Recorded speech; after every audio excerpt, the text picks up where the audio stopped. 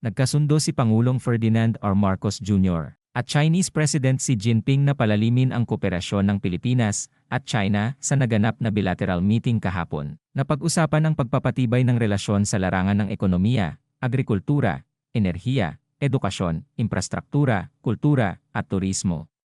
Kasama rin sa makabuluhang talakayan ang pagpapatuloy ng pagbubuklod ng mga mamamayan ng dalawang bansa. Dumalo si Pangulong Ferdinand R. Marcos Jr. sa isang roundtable meeting kasama ang mga negosyante sa industriya ng nickel processing at electronic vehicles. Hinikayat ng Pangulo ang mga ito na mamuhunan sa Pilipinas lalo na sa industriya ng pagmimina at manufacturing ng baterya at kagamitan para sa pagbuo ng electronic vehicles.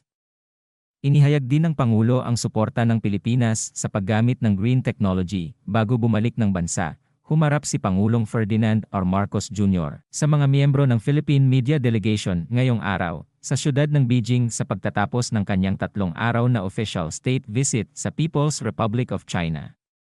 Ibinahagi ng Pangulo na naging produktibo at matagumpay ang state visit na ito bilang pagkakataon na buksan muli ang bagong kabanata ng matibay na relasyon ng Pilipinas at China sa ilalim ng kanyang administrasyon. Napag-usapan din sa panayam ang pagpapalakas ng koordinasyon at komunikasyon sa West Philippine Sea sa pagitan ng dalawang bansa sa kanyang pagharap sa mga negosyante sa sektor ng renewable energy. Binigyang diin ni Pangulong Ferdinand R. Marcos Jr. ang hangarin ng Pilipinas tungo sa makakalikasan at tuloy-tuloy na pag-unlad sa mga darating na taon. Nagpasalamat ang Pangulo sa top officials ng mga kumpanyang naimbitahan sa pulong at inihayag ang buong suporta ng pamahalaan sa pamumuhunan nila sa Pilipinas kaagapay ang mga reforma na inilatag ng economic managers ng administrasyon ni PBBM sa unang 6 na buwan. So, akala siguro ng China mga sangkay, ganun-ganun na lamang po yung kanilang pananakot sa atin na kakabahan po yung Pilipinas. Subalit, iba po ang nangyari mga sangkay. Instead, nag-angas pa po ang Pilipinas. Tila baga nagpahaging na handa pong pumalag o lumaban at hindi po aatrasan itong China kung sakaling magkakaroon siguro ng digmaan, no? Pumalag. Ayan po, Philippines. Di nagpapatinag sa mga pasaring ng China. Hindi po aatras ang Pilipinas sa kabila po ng pananakot ng China. Kala siguro nila, ha? Panoorin po natin ang balitang ito. Malinaw para sa Pilipinas kung sino ang tunay na gumagawa ng mga agresibong aksyon sa West Philippine Sea. Ito ang naging paninindigan ng iba't ibang ahensya ng gobyerno sa mga magkakasunod na pasaring ng Beijing at paninisi sa Pilipinas sa paglala ng tensyon sa rehiyon. O, kita mo. Ayan po, tingnan nyo. Tingnan nyong mabuti mga sangkay kung sino ang gumagawa ng kaguluhan dyan sa West Philippine Sea. O, tingin ba ng China maluloko nila yung mga tao sa buong mundo? Diba, may mga paandar po sila eh. Sinasabi po nila na ang Pilipinas ang nangaharas, hindi daw nila babaliwalain at may kasama pa pong pananakot dahil nga po sa pangaharas daw po sa China nitong ating bansa. Ngunit mga sangka, iba po yung makikita mo sa larawan. Look at that. Okay, kitang-kita naman po ang ebidensya, mga sangka, di ba? Kitang-kita po ang ebidensya kung sino nga ba talaga ang tunay na gangster. China ba o Pilipinas? Oh, di ba? Ito, kaliit-liit po ng barko ng Pilipinas. Bakit naman binomba ng water cannon? Ayan po, oh. Nasira nga po ito eh. Tapos sasabihin po nila, Pilipinas ang nangugulo. Diyos mio, marimar. Iginiit ng National Security Council o NSC na saksi ang buong mundo kung sino ang gumagawa ng bullying at intimidasyon sa tuwing may maritime patrols at resupply mission ang Pilipinas sa sarili nitong exclusive economic zone. No, yun. Malaking punto yun, mga sangkay. Sabi po niya, as the world has seen, it is not the Philippines that has been engaged in provocations, bullying, and aggressive actions in the West Philippine Sea. Nakikita ng buong mundo. Nakita ng buong mundo. Na-witness ng buong mundo. Ano nga ba ang nangyayari sa West Philippine Sea? Sino ang nangunguna? Sino yung nangbubomba ng tubig? China. Lulukuhin pa ba natin? Lulukuhin pa ba nila yung kanilang mga sarili? Actually, yung una nilang niluloko, sarili nila eh. Kasi, sarili nila yung pinagloloko nila dahil alam po nila yung totoo na sila ang nambubuli Sila po yung nagbabanta. Tapos binabaliktad mo nila. Pilipinas na tuloy. Pambira talaga tong China. Hindi rin daw gumagamit ang Pilipinas kailanman ng laser, water cannon, panggigit-git at dangerous maneuvering sa West Philippine Sea. Exactly. Never gumamit po ang Pilipinas ng ganyan.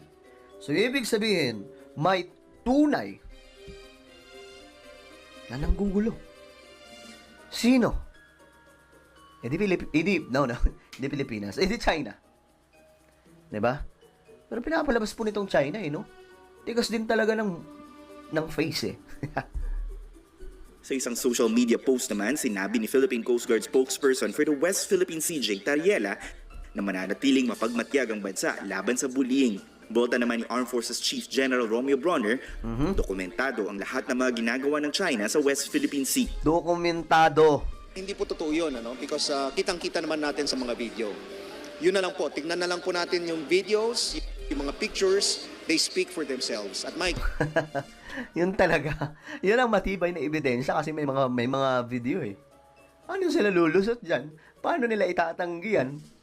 Di ba sila hanggang salita lang sasabihin nila hindi kasi yung Pilipinas nanggugulo, hindi kasi nangaras kasi ang Pilipinas. Kasi yung ebidensya nila. Kitang-kita po sa video mga sangkay kung sino ang gumagawa ng di ba? Ayan po, makikita po natin yung water cannon na yan, di ba? Ay nako, ewan ko ba sa inyo, mga Chinese na kita po natin kung sino yung talagang gumagawa ng mga illegal, aggressive activities, actions dito sa West Philippine Sea. Hirit ng China, Pilipinas ang gumagawa ng mga mapangahas na aksyon sa West Philippine Sea para magmukhang Pambira biktima. naman. Such behavior is very dangerous and extremely unprofessional. Unprofessional patuloy. Ang kanilang tinutukoy dito, ang kanilang mga sarili mismo, di ba? China Coast Guard took necessary enforcement measures in accordance with law, which were totally justified and legitimate. We will not turn a blind eye towards the Philippines' repeated provocations and harassment. Nakakatawa na tong China, eh. Gumagawa po sila ng kwento na, ay nako, ewan ko sa inyo. Sa isang report din ng Chinese state media, pumalag din ang Beijing sa posibilidad ng joint patrols sa pagitan ng Pilipinas at France o Pilipinas at India. Una nang iginiit ng France at India na ang pinaigting na defense at military cooperation nila sa Pilipinas ay para mapanatili ang rule of law sa rehiyon. There is a political will to strengthen the bilateral relationship in the field of defense. It's kind of natural to be more concerned, and we are particularly concerned when there is a risk under international law. Countries have a responsibility to behave in a manner that contributes to stability, and larger countries have a larger responsibility. Dagdag pa ni Commodore Targiela, ang pakikipagtulungan sa ibang mga bansa ay para mapanatili ang balance of power sa rehiyon at mapigilan ang mga illegal na aktibidad ng ibang bansa. Tristan. Di ba? Paano yan? Maraming kakampi ang Pilipinas, pero ang tanong dyan, papalag ba yan pag nagkaputo ka na? Kasi baka mamaya hanggang lang, salita lang yung mga yan, eh. Di ba? Itong matibay na ebidensya. Kahit anong dakdak ng China, kitang-kita mga sangkay sino ang nangaharas. Sino yung bully?